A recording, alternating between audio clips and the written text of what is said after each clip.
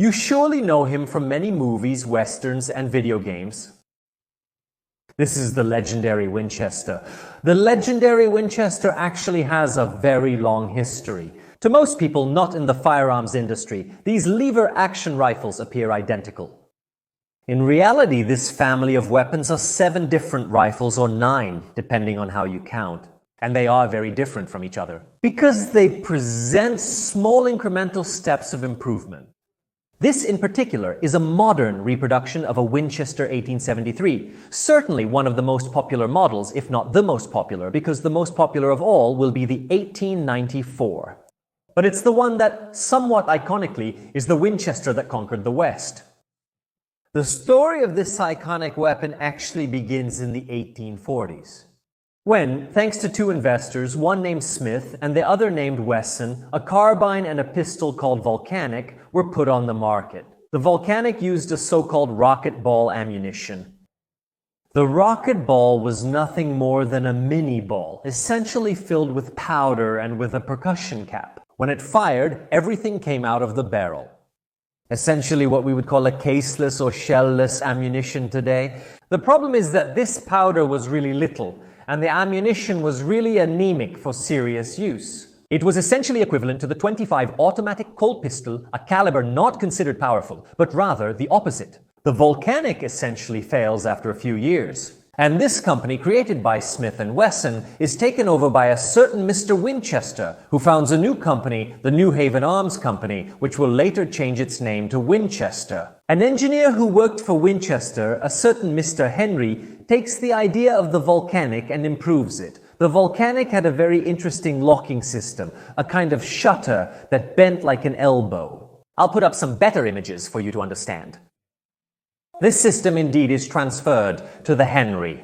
I would probably show it to you here, but there's a cursed life that I can't remove, and I don't want to damage this beautiful specimen. And the great innovation of the Henry is that it simply uses a metallic cartridge, one of the first metallic cartridges that spread around the world and in the United States. Obviously, it's the iconic 44 Henry rimfire. The Henry that I'm showing you here at this moment had another thing that you don't see in this model. To load it, you had to open the tube from the front and essentially, by lifting the rifle, put all the rounds inside the tube, which is this one here below that contained the ammunition. It was a bit of an inconvenient process, honestly.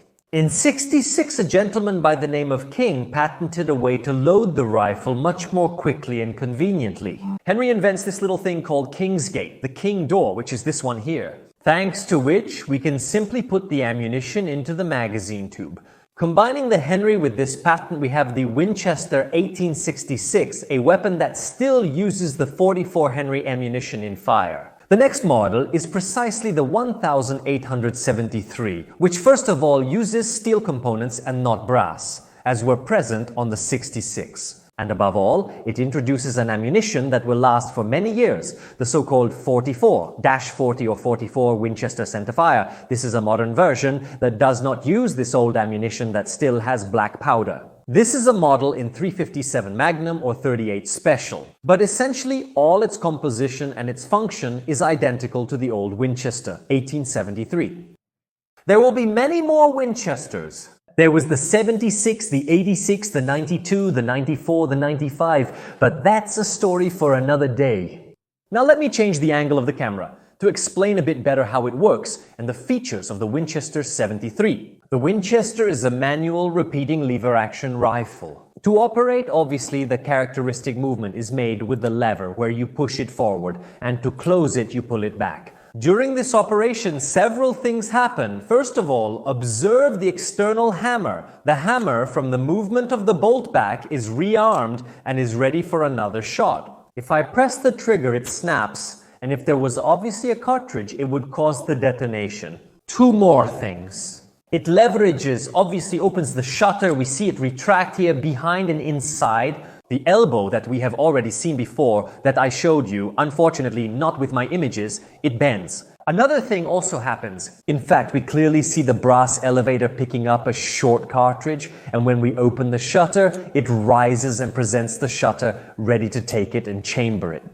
The genius and simplicity of the system lies precisely in all this, that with a simple movement all these operations are performed, and therefore reloading is very fast. The Winchester will never be particularly used in the army for a simple reason. This system has a single flaw that when lying down, it is very difficult to operate this lever. And here we also see the King loading pattern well where the ammunition is inserted. We will see it better during the practical demonstration. The Winchester, moreover, even has 3 safeties. The first safety is located here behind. It's simply a screw that, when turned 180 degrees, blocks the opening of the system. If we turn it to the other position, the system starts working again. The second safety is on the hammer. If we pull back the hammer until it clicks in this half position. If I press the trigger, nothing happens. The weapon is safe in this way. To start shooting again, I simply have to pull it back manually.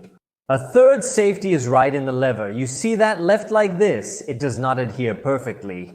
If I hold it, you see how it has a range of motion. Out here, behind the trigger, this little block comes out that doesn't let me try the trigger unless I firmly hold the lever in my hand.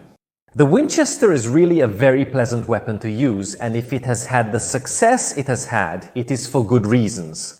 It's reliable, it's relatively simple, it uses very common ammunition, essentially pistol ammunition. Is it really the iconic rifle, the iconic carbine that conquered the West? Well, I'd say it's time now for a nice practical demonstration. Here we are with our Winchester 73 ready to try it out. Well, we'll load the pink ammunition because we're supportive of gays and lesbians. We put them in our King door, push them in, and so on. We can start shooting. The safety is off, so I can move the lever. What should I say?